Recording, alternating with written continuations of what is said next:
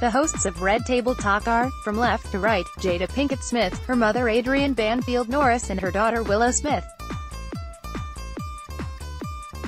Stan Evans, courtesy of Red Table Talk. Jada Pinkett-Smith has been on a lot of screens. She's been a steady presence on television since the early 90s, think A Different World or Gotham. Her movie roles have varied widely, Set It Off, or The Matrix sequels, or Girls Trip. She has produced a new film, Hala, set to premiere this weekend at the Sundance Film Festival. She's also on the screen of your laptop or smartphone. Her Facebook Watch series, Red Table Talk, is now more than 20 episodes into its first season. Every week, she and her mother Adrienne Banfield-Norris, and daughter Willow Smith, sit down for discussions on often complex and emotional topics. This season alone has covered mental health, race relations, addiction, divorce and forgiveness. I guess at this point in my life, I've really been doing a lot of interior work, Pinkett-Smith says in an interview. And I just realized that in part of my growth, the women and the people who had the courage to be very transparent with me with certain aspects of their journey really helped my journey tremendously. I was like, why don't we talk about this more often? Why is it such a secret of what people go through? And so I was like, I really want to create conversation where people don't have to feel like they're alone.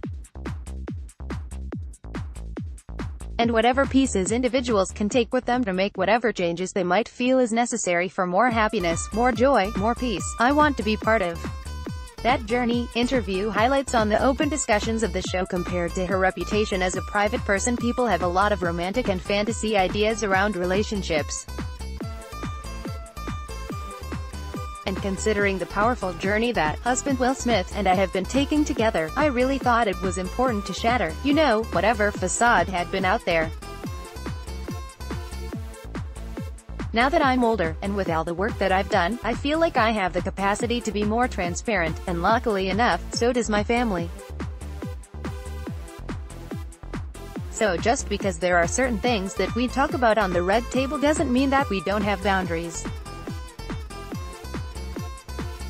But I don't see the necessity to hold on to knowledge of certain experiences that we've had. On the disagreements in the episode titled, The Racial Divide, Women of Color. The idea that even though Willow hasn't had the same experiences as my mother, that some of her views were pretty similar. They had this concept as if it was not our responsibility as women of color to educate white women, the idea being that they need to educate themselves. That's true too.